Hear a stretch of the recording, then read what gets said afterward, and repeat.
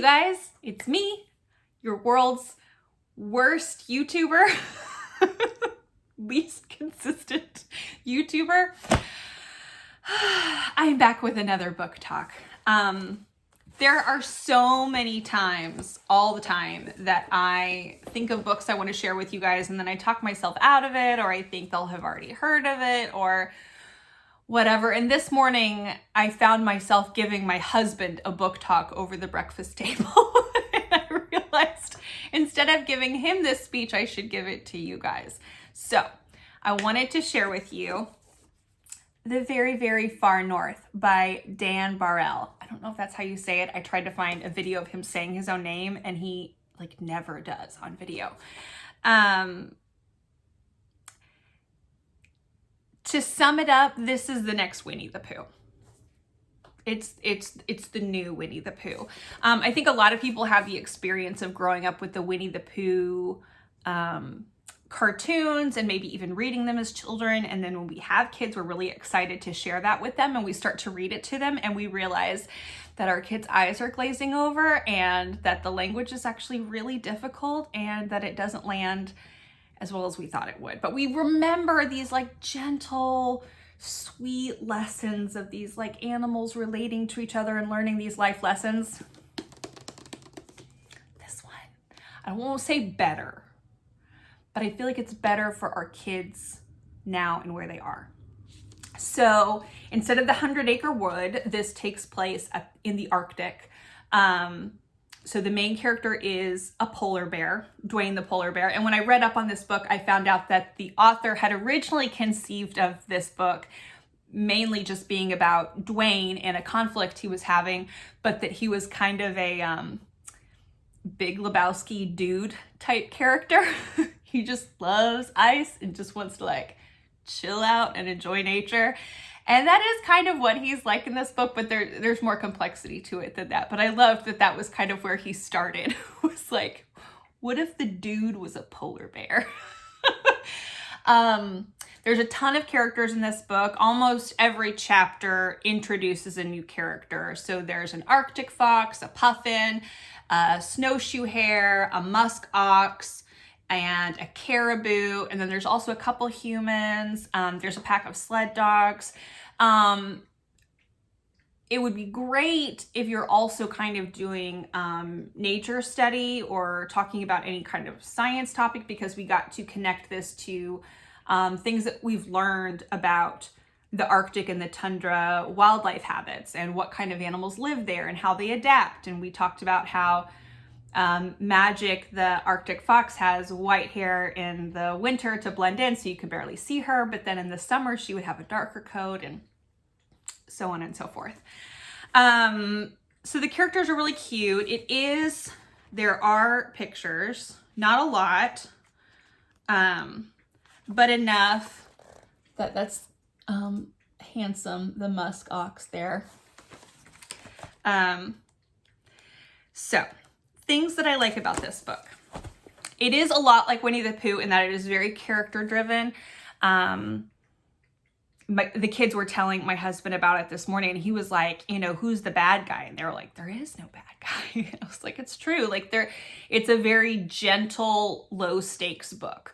There's not going to be death or disease or scary things. If you've got one of those really sensitive kids, this would be a great book. I think this is a great first chapter book when you start to introduce kids around 3, 4, 5 to their first couple chapter books, and you're not sure how they're going to take it or how they're going to be able to pay attention to it.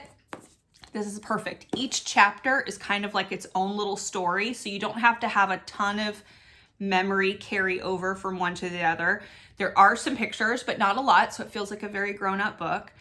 The vocabulary is elevated enough that I don't feel like it's dumbed down, but I always feel like my kids were with me in understanding. It's a great read aloud because I feel like it's written to be read aloud. Sometimes there will be jokes. There was a homophone joke at one point about hair and hair, H-A-I-R and H-A-R-E. And I read it, and then I felt like I needed to stop and explain it to them. But then 2 lines down, he actually says, like, if you're being read to this book, let me explain the joke, and that these two are like, it's written for auditory enjoyment, which I think is really great, because some books around this time, some books around that like early elementary school level, they write them more for the kids to read, but then they could also make a pretty good read aloud. But this, I feel like, was made to be read aloud to young children.